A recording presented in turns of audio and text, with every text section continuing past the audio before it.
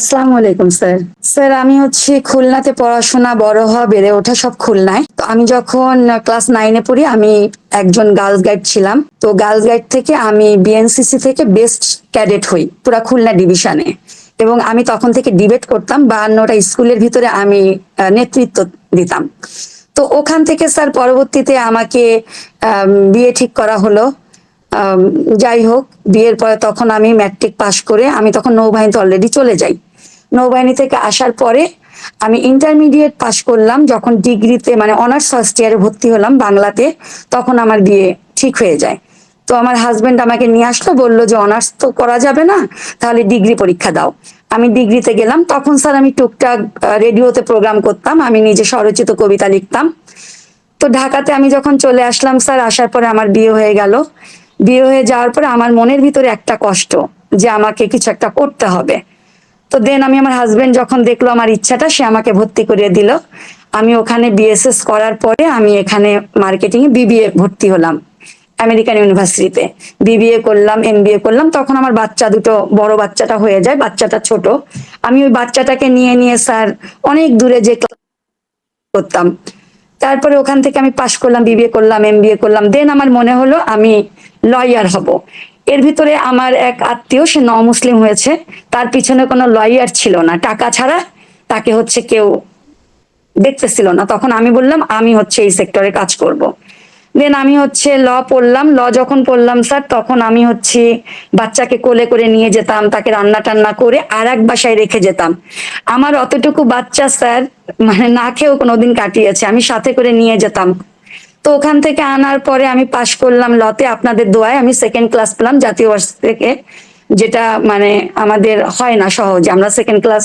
তখন আমাদের ওই সময় ছিল স্বরাষ্ট্রমন্ত্রী আমাকে নিজে মেডেল পরিয়ে দিলেন কৃতি ছাত্রী হিসাবে। আমি আইডিয়াল ল কলেজ পান্থপথে, যেটা গ্রিন রোডে, ওখান থেকে ল পাশ করি। তো করার স্যার আমি 2015 সালে আমি প্যারালাইজড হয়ে যাই। আমি হাঁটা চলা কিছু করতে পারতাম না স্যার। আমি এরকম, আমার ওয়েট ছিল না। তো আমি হচ্ছে বিছানায় পড়ে থাকি 1 বছর। ঢাকার প্রত্যেকটা ডক্টর বলে দেয় যে আমি কোনোদিন বসতে পারবো না, আমাকে আজীবন শুয়ে থাকতে হবে। আমার মাথার নিচে কোনো বালিশ ছিল না স্যার। আমার কোমর ছাড়াই আমার চুল, আমার সব চুল জট পড়ে গেল 1 বছরে। আমার পুরা চুলগুলো কেটে ফেলতে হয়েছে। তো ঢাকা জাপান বাংলাদেশ হসপিটাল, অনেক নাম করা হাসপাতালে দেখানো হয়েছে, তারা বলছে কোনোদিন আর বসতে পারবে না। তো আমার মেয়েটা তখন 13 মাস স্যার, আমার দিকে তাকায় থাকতো, ওকে আদর করতে পারতাম না। সেটা অনেক কষ্টের লাইফ, এত তো বলা যাবে না। আমার কথা যদি আপনারা শুনেন, চোখের পানি রাখতে পারবেন না। ওই সময় আমার ছোট্ট ছেলে ক্লাস 4-এ পড়ে। আমার হাজবেন্ডের তখন ডিউটি থাকতো, শিফটিং ডিউটি। এমনও দিন গেছে আমি আর আমার ছেলে ক্লাস 4-এ বাচ্চা রোজা রেখেছি না খেয়ে স্যার। আমাদেরকে পাশে তো ফ্ল্যাটের লোকজন ওইভাবে আসেন, অ্যাপার্টমেন্টে কেউ। তো আমার ফ্যামিলিকে খবর দেওয়া হলো, ফ্যামিলি ভাবছে ব্যথা এমনি নর্মাল। পরে যখন এসে দেখছে আসলে আমি মুভ অন করতে পারি না, আমি পুরাই প্যারালাইজড, তখন তারা আমাকে খুলনা নিয়ে যায়। তো খুলনা যাই হোক, আমাকে ইন্ডিয়া নিয়ে যাবে, সবকিছু ঠিকঠাক হয়ে গেছে। আপনাদের দোয়ায় খুলনায় এক ডক্টরের কাছে আমি সুস্থ হই। সুস্থ আমি আবার চলে আসলাম। আমার তখন মনে হচ্ছে, মানুষ যতই বলুক মেয়েরা স্বাবলম্বী স্বাবলম্বী, আসলে মেয়েরা অর্থনৈতিকভাবে স্বাবলম্বী হলে তারা কিছুতেই স্বাবলম্বী হওয়া সম্ভব না। আমার মনে হয়েছে আমাকে কিছু করতে হবে। দেন আমি আবার ঢাকাতে, যখন আমি সুস্থ হলাম, একটু একটু করে নতুন জীবন পেলাম, হাঁটা শুরু করলাম।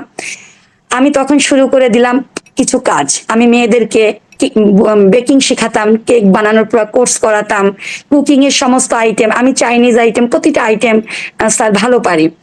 হ্যাঁ, আমি চাইনিজের প্রতিটা আইটেম শেখাতাম। আমি সেলাইয়ের কাজ জানি, আমি টেক্সচার আর্টের কাজ জানি, আমি ব্লক বাটিক, এবং প্রত্যেকটা সেক্টরে স্যার আমি পরীক্ষা দিয়েছি। আমি A+ পেয়েছি। ইভেন্ট ম্যানেজমেন্ট, ইন্টেরিয়র ডিজাইনার আমি একজন, আমি ফ্যাশন ডিজাইনও করেছি স্যার, কমপ্লিট করেছি। এরকম আমার 10 থেকে 12টা সার্টিফিকেট আছে প্রত্যেকটা ডিপার্টমেন্টে। স্কিলস এগুলি আমার। করতে করতে স্যার 2019-এ আমি সবকিছু গুছিয়ে আনছিলাম, আমি ভালো আর্ন করতাম। আমি যেখানে যেতাম আমাকে প্রতিদিন পার ডে 5,000 করে দেওয়া হতো স্যার ট্রেনিং এ। ওই জায়গাটা হঠাৎ করে 19 সালে আমার মেয়েটা স্যার মারা যায়। 19 সালে, তার আগে 18 সালে আমার বাবা মারা যায়। তো আমার বাবা, আপনারা বুঝতেই পারবেন যে তার রিটায়ারমেন্ট হয়নি, সে মারা গেছে, তাহলে কতই বা বয়স ছিল। তো বাবা ছিল আমার কাছে লাইফের সব থেকে বড় বন্ধু, যাকে ছাড়া আমি চলতে পারতাম না। তো বাবা আমাকে যখন ভোর রাতে ঘুম থেকে উঠাই দিল, মামনি রোজা থাকবা না, ওঠো। সকাল 12টায়, দুপুর 12টায় শুনে আমার বাবা মারা গেছে। আমি বাবার লাশটা ওইভাবে দেখতে পারি নাই। আব্বুর কথা ছিল যে আমাকে তাড়াতাড়ি দাফন করবা। তো বাবা মারা যাওয়ার ঠিক 11 মাস পরে আমার 19 সালে আমার একটা মাত্র মেয়ে, আমার মেয়েটা মারা যায়, দুনিয়া থেকে চলে যায় স্যার। আমি আজ পর্যন্ত কাউকে বলি না যে আমার মেয়েটা দুনিয়াতে নাই। আমাকে যেই জিজ্ঞেস করে আমি বলি আমার দুটো বাচ্চা, কারণ সে তো আছে আমার। তো যখন 19 সালে মেয়েটা মারা যায় স্যার, আমি খুব ভেঙে পড়ি। কারণ পরপর বাবার মৃত্যু, সন্তানের মৃত্যু, আর পৃথিবীতে আমার মনে হয় কি যত মৃত্যু আছে সন্তানের মৃত্যুর কাছে কিছু আর বোধহয় বড় না স্যার। বাবা মারা গেল, সন্তান মারা গেল, আমি 2 বছর ট্রমায় ছিলাম, আমি মানসিক হাসপাতাল ট্রিটমেন্টে ছিলাম স্যার। মুখে ভাত দিয়ে আমাকে বলতে হতো যে ভাতটা চিবিয়ে খাও। আমি ভুলে গেছিলাম যে ভাত চিবিয়ে খেতে হয়। আমি যেখানে শুয়ে থাকতাম ওই সময়টা আমার কোনো সেন্স ছিল না। 2 বছর পরে যখন একটু নিজেকে আবার ঠিক করব ভাবছিলাম, ওই সময় হঠাৎ করে আমার মা মারা যায়। আমার মা আমার 13 বছরের বড় ছিল স্যার। আমার আম্মা মারা যায়। আম্মা মারা যাওয়ার 1 বছর ঘুরতে না ঘুরতে আমার একটা ফুপু সে মারা যায়। ফুপুটা মারা যাওয়ার পরে একটা খালা ছিল স্যার, পরের বছরই 2023-এ খালাও মারা যায়। এমন হয়েছে যে আমি নিজের বুকটা লুকাই যে কারো কাছে কাঁদবো, শোক প্রকাশ করবো, আমার সে জায়গাটা নাই স্যার। আমার বাবা নাই, আমার চাচা নাই, দাদা দাদি কেউ নাই, ফুপা ফুপু কেউ নাই স্যার। আমার এই 5টা ভাই বোন আমরা। তারপরে স্যার আমি তখন মনে হলো না, এভাবে না, আল্লাহ আমাকে যতই পরীক্ষা করুক আমাকে শক্ত হতেই হবে। আমি আল্লাহর কাছে কখনো ধৈর্য চাইতাম না। হ্যাঁ, মাঝখানে খুব ধৈর্য চাইতাম, এখন আবার ধৈর্য চাই না। বলি যে আল্লাহ আমাকে আর এতটা ধৈর্য দিও না, আমি সহ্য করতে পারবো না, এত ধৈর্য আমার আর নাই। আমি সূরা বাকারাতে পড়েছি আল্লাহ সন্তান দিয়ে, সম্পদ দিয়ে পরীক্ষা করে। আমার সব পরীক্ষা হয়ে গেছে। আমি বলি আল্লাহ তুমি আমাকে এবার মাফ করো, আমি আর পারছি না। স্যার আমার বাসা 3বার ডাকাতি হয়, 6বার চুরি হয়। সবকিছুর পরে স্যার আমি আবার এনএসডিএ তে ঢুকলাম, ন্যাশনাল স্কিল ডেভেলপমেন্ট অথরিটি। ওখানে আমি কোর্স করলাম। আস্তে আস্তে মনে হয়েছে যে না, আমি কোর্টে যাব। কোর্টে আমি প্র্যাকটিস করা শুরু করলাম এবং সবাই প্রশংসার সাথে আমি ভালোই কাজ করছিলাম ছেলে ক্রিমিনালে। হঠাৎ করে আমার মনে হয়েছে যে এই কাজটা করতে যে স্যার আমার হাজবেন্ড অ্যাক্সিডেন্ট হলো। আমার হাজবেন্ডের পায়ে এখনো রড ভরা। তো যখনই আমি কোর্টে কোনো একটা ব্যাপারে যাই, বার কাউন্সিলে সাবমিট করি, তখনই একটা সমস্যা হয়। আমার হাজবেন্ড 2বার আইসিইউতে ছিল স্যার। এমন একটা দিন গেছে আমার বাচ্চা একটা কোলে আর আমার হাজবেন্ড হাসপাতালে। আমার মুখে এখানে সমস্যা হয়ে গিয়েছিল, দাঁতে টিউমার হয়ে গিয়েছিল। তো আমি বাইডেমে, আমার হাজবেন্ড হচ্ছে ঢাকা মেডিকেলে। আমি এখান থেকে ওখানে যেতাম। আমার দাঁতে ইনফেকশন হয়ে গেল স্যার, আমার দাঁতের গোড়ায় টিউমার হয়ে গিয়েছিল। দেন আমি তখন তাও হাল ছাড়ি নাই। আমার মনে হয়েছে ঠিক আছে এবার আমি কোর্টে যাব না, আল্লাহ যখন ওটাতে আমাকে বাধা দিচ্ছে। আমি শুধু ইনকাম ট্যাক্সের জন্য বলতাম যে আমি কবে ইনকাম ট্যাক্স লয়ার হব। আমার লয়ারটা শুনতে খুব ভালো লাগে এবং আমার ছেলে মেয়ে খুব পছন্দ করতো, বাবা ইঞ্জিনিয়ার মা লয়ার, এটা ওরা বলতে খুব পছন্দ করতো। তো দেন আমি আবার স্যার সবাইকে বলতাম কবে হবে ইনকাম ট্যাক্সের এক্সাম, কবে হবে। 17 সালে বন্ধ হয়ে যায় স্যার, হয়নি। ঠিক আবার এই গভর্নমেন্ট চলে গেল, শুরু হয়ে গেল। আমি প্রথমবারই পরীক্ষা দিলাম, প্রথমবারই স্যার আমি হয়ে গেছি। তারপরে আমি আসছি স্যার, বাবার শোক, সন্তানের শোক, মায়ের শোক, খালার শোক, সব কিছু ভুলে স্যার নিজেকে নিয়ে বেঁচে থাকতে ব্যস্ত হয়ে গেছিলাম। ছেলেটা ছিল, হঠাৎ করে ছেলেটাও স্কলারশিপ পেয়ে গেল।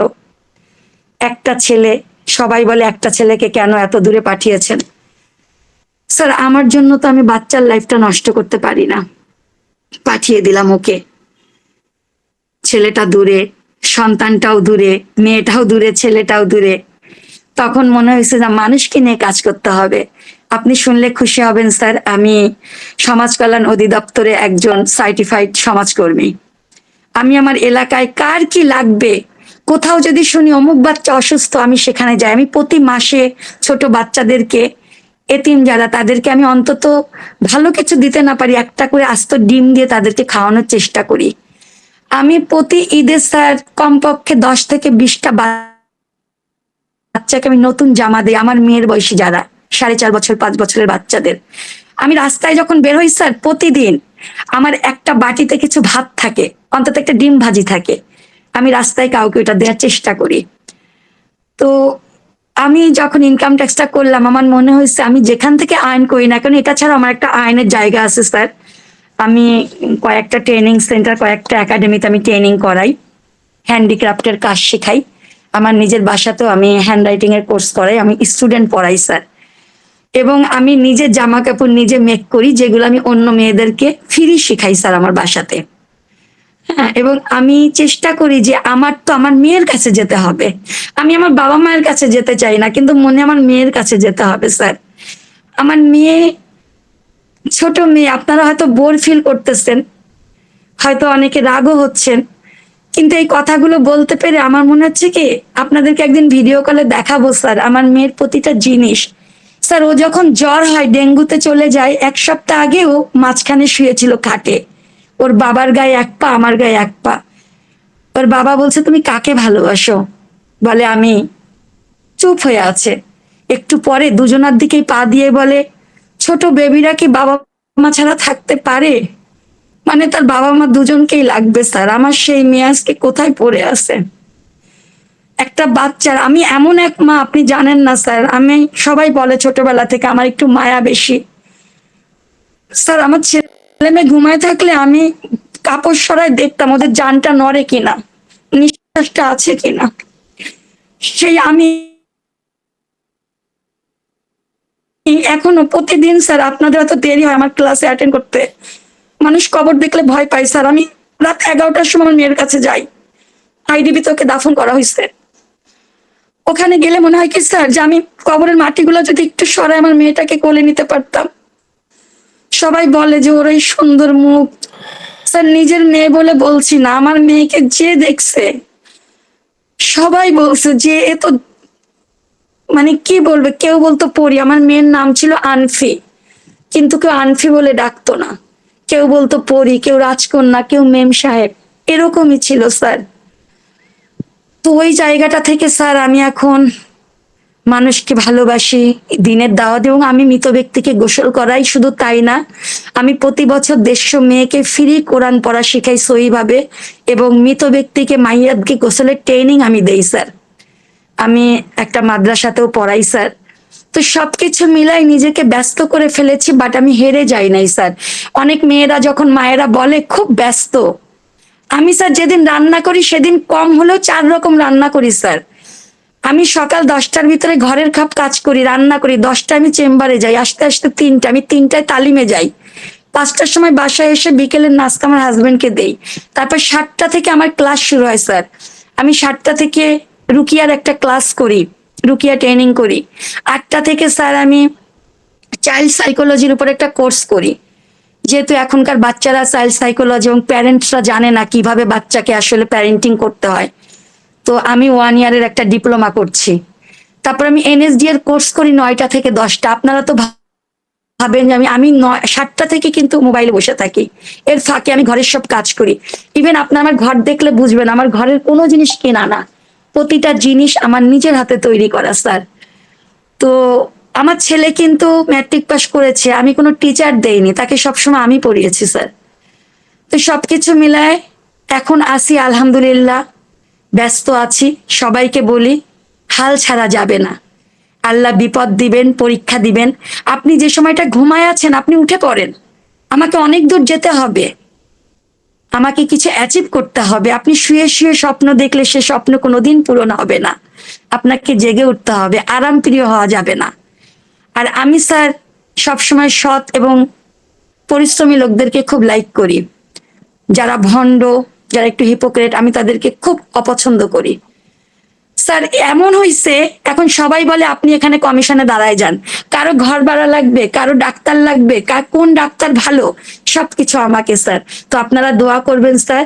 এখন ইনকাম ট্যাক্স লয়ার হিসাবে আছি, সাথে আমি সামনে হয়তো একটা নিজস্ব আমি একটা দিব, প্রতিষ্ঠান দিব, যেখানে শুধু যে সমস্ত অবহেলিত তৃণমূল পর্যায়ের মেয়েদেরকে আমি যেন কিছু একটা করতে পারি, যাতে তারা স্বাবলম্বী হয়। হ্যাঁ, স্বাবলম্বী আমি প্রথমেই বলেছি, অর্থনৈতিকভাবে স্বাবলম্বী না হলে আসলে মেয়েরা স্বাবলম্বী হবে না। এবং তাছাড়া আমি স্যার ঢাকাতে অনেক নামকরা কিছু প্রতিষ্ঠানে যাই, আত্মহত্যার বিরুদ্ধে, আত্মহত্যার স্লোগান মহাপাপ, এর উপরে আমি কাজ করছি স্যার। তো এই হচ্ছে আমার কথা। আর কি বলবো স্যার, থ্যাংক ইউ, আপনারা এতক্ষণ মনোযোগ দিয়ে শুনেছেন। আমার স্বামী সন্তানের জন্য দোয়া করবেন, আল্লাহ যেন আমাকে সৎভাবে মোটা কাপড়ে মোটা ভাতে ইমানের সাথে কবরে নেয়, সেই দোয়া আপনারা সবাই আমাকে করবেন। আসসালামু আলাইকুম এভরিওয়ান। আমিন। Okay, thank you ma'am. আপনি আপনার লাইফটা শেয়ার করেছেন। যদি হচ্ছে এখানে অনেক কিছু আমি জানি, যেহেতু প্রত্যেকটা স্টুডেন্টের সাথে আমার পার্সোনালি কথা হয়, কিছু না কিছু কথা হয়।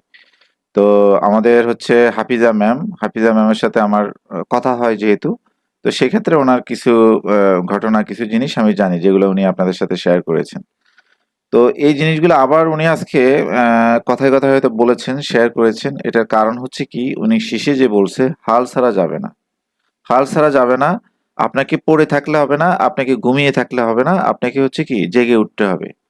আপনারা স্পোকেন ইংলিশের কোর্স করতে আসছেন, হ্যাঁ, আপনাদেরকে জেগে উঠতে হবে। এই কথাগুলোর বলার উদ্দেশ্য হচ্ছে, দেখেন উনি কতটা পরিশ্রমী। ওনাকে দেখলে বোঝা যায় ওনার এজটা কত হয়েছে। এটা এজ কত আমরা না জানি, বাট হচ্ছে এটা বোঝা যায় যে সিনিয়র একজন পার্সন। একজন সিনিয়র পার্সন হয়ে যদি এতটা স্বপ্নবাজ হতে পারে, তাহলে আমি আপনি এই ইংলিশের মতো সামান্য একটা ভাষা, ইংলিশে কথা বলবো, কষ্টের কিছু না, না খুবই সিম্পল। তাহলে এই বিষয়টা আমরা কেন পারি না?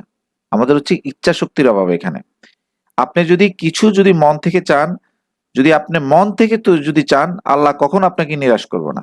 আমরা বিভিন্ন ধর্মাবলম্বী হতে পারি, কিন্তু আমরা আল্লাহকে বিশ্বাস করি, তাই না? কেউ বলি ভগবান, কেউ বলি আল্লাহ, হ্যাঁ, কেউ বলি গড, তাই না? যেহেতু আমাদের এখানে বিভিন্ন ধর্মাবলম্বী স্টুডেন্ট আছেন, তাহলে দেখেন, আপনি যদি মন থেকে কিছু চান, মহান আল্লাহ পাক নিরাশ করে না, নিরাশ করবে না। যেমন আমি মন থেকে চাই যে আমি প্রতি মাসে একটা কোর্স রান করব, হ্যাঁ, আমার একটা, আমি যে সংখ্যক স্টুডেন্ট নেই সেই সংখ্যক স্টুডেন্ট আমি নিয়ে চলতে পারবো। তাহলে এটা আমি মন থেকে চাচ্ছি, মন থেকে চাচ্ছি দেখে কিন্তু হচ্ছে, তাই না? আমি যদি ছেড়ে দিতাম, দূর এগুলার দরকার, ঝামেলা এসে আবি যাবি, কত ধরনের স্টুডেন্ট থাকে, কি থাকে না থাকে, এত বুঝা, এত প্যারা নেই কি, তাহলে কিন্তু আমি আজকে আপনাদেরকে এখানে নিয়ে আসতে পারতাম না। এবং আপনাদের এক একজনে যে এত প্রতিভাবান মানুষ আছেন, হ্যাঁ, এক ক্লাসে অ্যাড হয়েছেন, আমি কিন্তু বুঝতাম না এই জিনিসটা, এবং পরিচয় হতো না, আমার নেটওয়ার্কটা বড় হতো না। তাহলে কি আমি মন থেকে কিছু চেয়েছি, এজন্য মহান আল্লাহ পাক আমাকে দিচ্ছে, তাই না? তো আপনারাও, আমি মন থেকে পড়ানোর চেষ্টা করছি, সর্বোচ্চটা দিয়ে চেষ্টা করেছি, যেটা হচ্ছে অলরেডি আব্দুল মুকিত স্যার আজকে ক্লাসে বলেছেন, হ্যাঁ, এবং আহ, আলহামদুলিল্লাহ আমি খুবই খুশি যে আমি যেভাবে পড়াচ্ছি, যে স্টাইলে পড়াচ্ছি, আপনারা স্যাটিসফাই আছেন সবাই। তো দেখেন, আমাদেরকে এগিয়ে যেতে হবে, আমাদেরকে সমান তালে এগিয়ে যেতে হবে। আমাদেরকে ঘুমিয়ে থাকলে হবে না, আমাদেরকে সর্বোচ্চ শ্রম দিতে হবে। আপনি যেই সেক্টরে কাজ করেন না কেন, এই সেক্টরে যদি আপনি সর্বোচ্চ শ্রম দেন, তাহলে এখান থেকে আপনি কিছু না কিছু ফিডব্যাক পাবেন, কিছু না কিছু ফিডব্যাক পাবেন। এই ফিডব্যাকটা যখন পাবেন, এই ফিডব্যাকটাই দেখবেন আপনাকে একটা সময় একটা ভালো একটা লেভেলে নিয়ে যাবে। তো আমি সবাইকে রিকোয়েস্ট করব, আমরা যেভাবে আগাচ্ছি এভাবে আমরা আগাতে থাকবো ইনশাআল্লাহ। যদি এভাবে আমরা আগাতে থাকি, তাহলে আমরা শর্ট টাইমে আমরা হচ্ছে ইংলিশে কথা বলতে পারবো। ওকে, আর সবসময় মনে রাখবেন, আপনি যত ব্যস্ত থাকেন না কেন, আপনি হাফিজা ম্যামের চেয়ে বেশি ব্যস্ত না। হাফিজা ম্যাম হচ্ছে এই ক্লাসে আমার মনে হয় বেশি ব্যস্ত না, কারণ উনি নিজেকে প্রচুর ব্যস্ত রাখেন, প্রচুর ব্যস্ত রাখেন। হয়তো ওনার দুঃখ কষ্ট আছে লাইফে, যেটা মেয়ের জন্য বেশি দুঃখ, হ্যাঁ।